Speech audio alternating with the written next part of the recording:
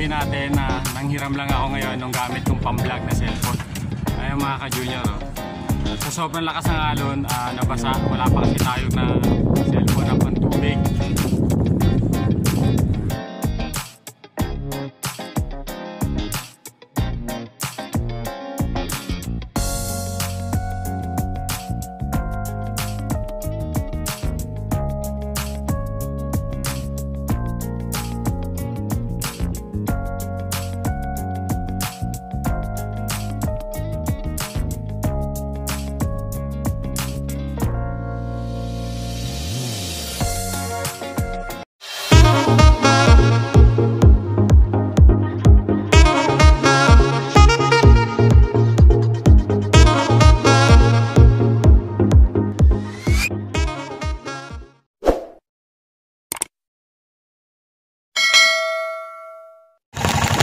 Zero visibility tayo, naabutan tayo ng ng malakas na hangin.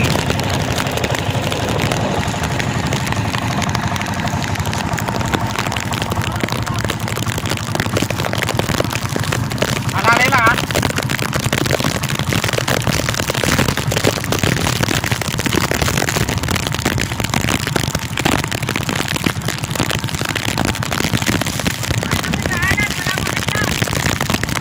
Mga ka-junior, hindi na natin makita yung daanan. Ayan po yung tinatawag na unos. Naabutan tayo ng malalaking alon. Halos hindi na natin makita yung daanan natin. Zero visibility.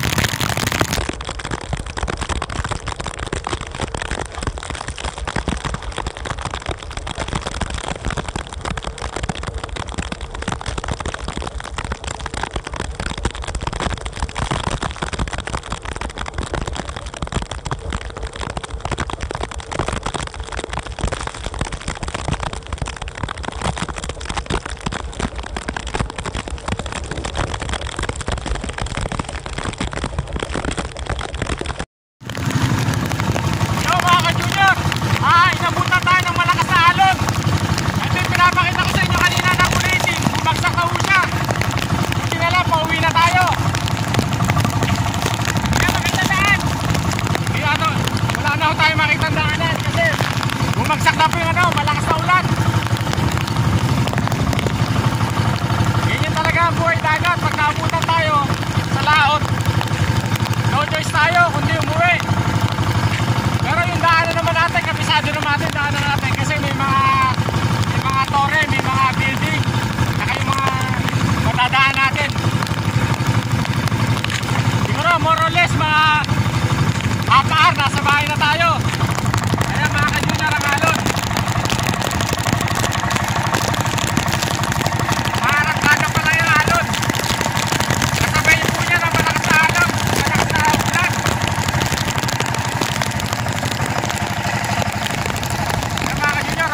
Halos wala po tayo makita sa lakas ng ulan. Yung cellphone natin nababasa na. Tuloy tayo ngayon kasi kanina madaling araw hindi na natin na-vlog yung mga senaryo ng malalaking alon. Gawa nung yung cellphone natin nabasa yung cellphone natin kanina. Kaya ang gagawin natin nanghiram lang ako ngayon nung gamit kong pang-vlog na cellphone. Ayun mga ka-junior, oh. Sa sobrang lakas ng alon, nabasa. Wala pa kasi tayo na cellphone na pantubig. Yung mga kasamahan natin kagabi, kanina madaling araw, ayan. Bali, ilan lang yung mga nakalaot, mga nag-uwian ho sila sa sobrang titindi ng mga hangin. Ayan. Halos tatlong bangka lang yung mga nakalaot. Yung iba tsaga-tsaga hanggang papunta rin sa spot ng pag-area ng pangalimasan. Pero tayo kagabi, nakarating nga tayo, kaya lang nabasa yung natin yung cellphone. Kaya yung buong senaryo ng hindi na natin siya nakuha. Ito guys, ito mga ka-junior, meron na tayo natanggal na isang timba, tapos nagtatanggal pa tayo. Ayan o. Ayan yung draga nga pala na sinasabi ni Santidoy. Ayan. Tinatambakan kasi ito. itong lugar namin ito, medyo tatambakan to ng ano ng gobyerno. Hindi natin alam kung saan tayo dadalhin. Kung sa bukid o mismo sa may dagat din. Yan, may mga bakal na siya. Ngayon yung tambak na yun doon manggagaling tambak papunta rito at the same time. Doon naman sa may kabilang side, papunta rin dito yung tambak. Bali magsasalubungan sila.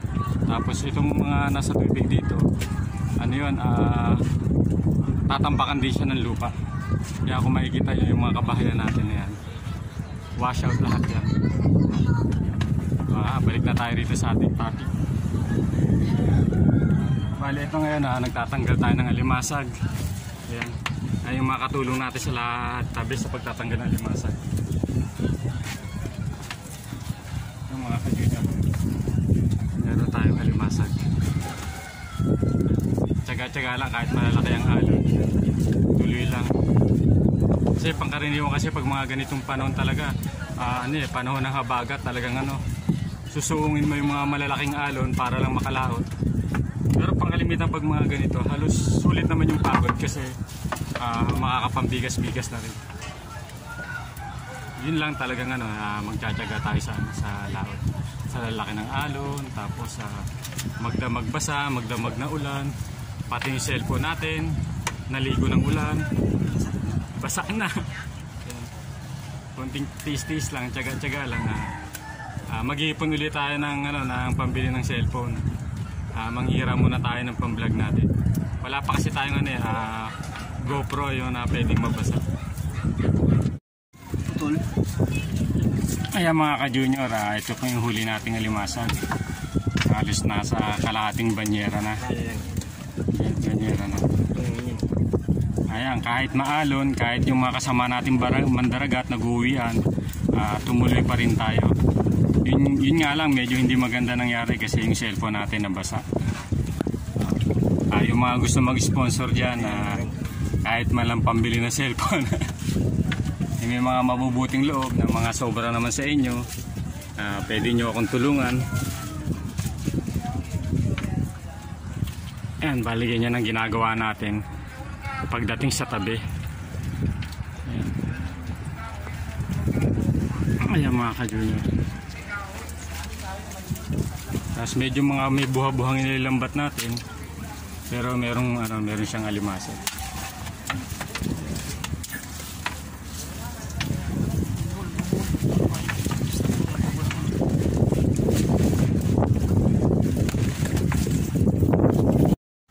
Ayan, bali yan yung mga nagtatanggal ng alimasag.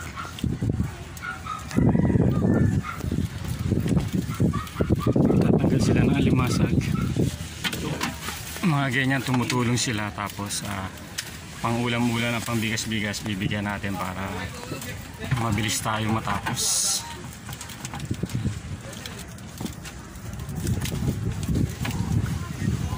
So natanggal na rin sila. Panoorin yan na. Panoorin mo ito Sasubscribe mo. Subscribe mo pa nga, Sons Official TV. Peng, shoutout ka para pag pinanood mo mamaya. Dali, harap ka rito. Para i-ano mo sa tropa, nandito ka. Panonorin niya daw yung vlog natin mamaya. Sabi ko, ipopost ko siya. Kumita siya, tumingin siya para makita niya sarili niya. Ano po? Ito po. Harap ka rito. Meron tayong dragon fish. Yan. Diyan mo. Ito. Dragon fish yan. Baldado ko talaga. Yan ang ating artista ng Malangay Malik Stress. Tingin ka rito, Peng.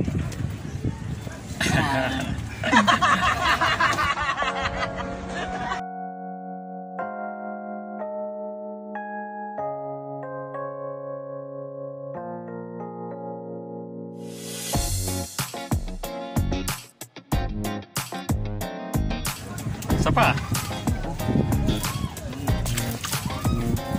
Parang lapula ako eh. Buhay, mag-alimasan. Sarap ito, ilalim, kaya lang mahina.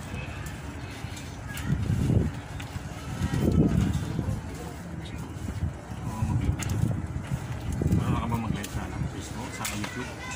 Sa YouTube mo yun. Lalo na pag hindi niya makapalang alimango. Yan na sa laot mo.